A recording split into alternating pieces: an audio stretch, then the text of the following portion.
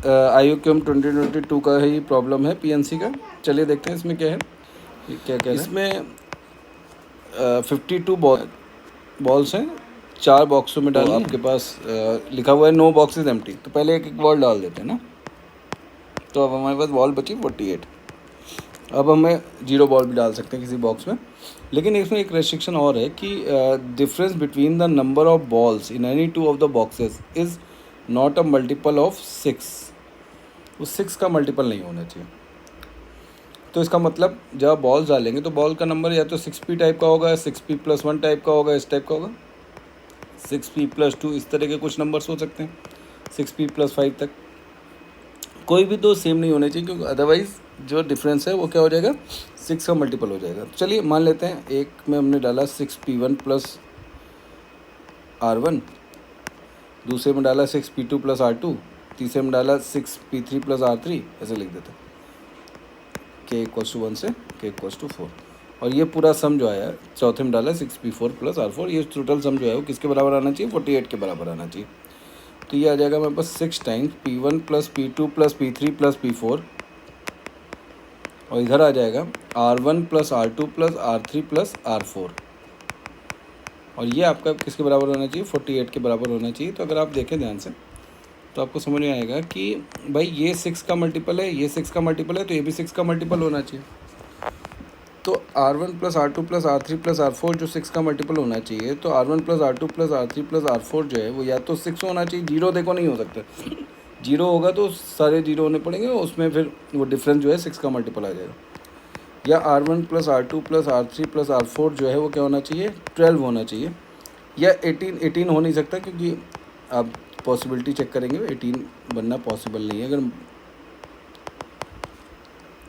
तो ये वाली पॉसिबिलिटी अगर नहीं करेगी, आप चेक कर सकते हैं। इसमें देखते हैं 6 वाले में क्या होगा, 0 1 2 3, 6 बन गया, और कोई पॉसिबिलिटी नहीं है 6 बनाने की। 12 वाले में क्या होगा, 12 वाले में देखते हैं 5 4 3 0 0 3 5 4 और 5 4 2 1, ये दो पॉसिबिलिटी है 12 बनाने की। तो देखिए इसको बनाने में हम लोग क्या करेंगे, इसको बनाने में अगर जब ये 6 होगा तो r1+r2+r3+r4 ये हमारे पास जो हो जाएगा वो कितना हो जाएगा, वो हो जाएगा जाके 7। हाँ, आप इसकी वैल्यू पुट करेंगे, ओ सॉरी गलत कर दिया, p1+p2+p3+, जब ये 6 होगा, पहला वाला केस r1+r2+r3+r4 6 होगा, तो ये हमारे पास आ जाएगा p1+p2+p3+p4 जो है वो आ जाएगा हमारे पास 7। ठीक है, ये नॉन नेगेटिव इंटीग्रल सॉल्यूशन होने p1 p2 p3 p4 के, तो ये आ जाएगा 7 + 4 - 1 c4 - 1, और इनके लिए आ जाएगा 4 फैक्टोरियल। तो नेट सॉल्यूशन जो आ जाएगा वो आ जाएगा हमारे पास 10c3 × 4 फैक्टोरियल। इस वाले केस में क्या होगा, इस वाले केस में आएगा 12 प्लस जब ये 12 होगा तो हमारे पास p1+p2+p3+p4 कितना हो जाएगा, ये हो जाएगा 6, क्योंकि जब ये 12 होगा आप यहाँ पुट करेंगे, इधर जाएगा तो p1+p2+p3+p4 की वैल्यू 6 बचेगी, 36 होगा ना। तो इसका क्या आएगा, इसका आ जाएगा 6 + 4 - 1 c4 - 1, और इसका 4 फैक्टोरियल 2 × 4 फैक्टोरियल, दो केस है ना।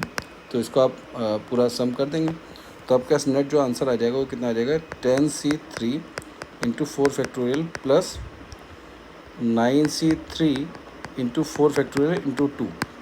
तो इसको आप सिंप्लीफाई कर दीजिए, तो आपका आ जाएगा 10 9 8/6 प्लस 9 8 7/6 × 2, और इधर आ जाएगा 4 फैक्टोरियल 24।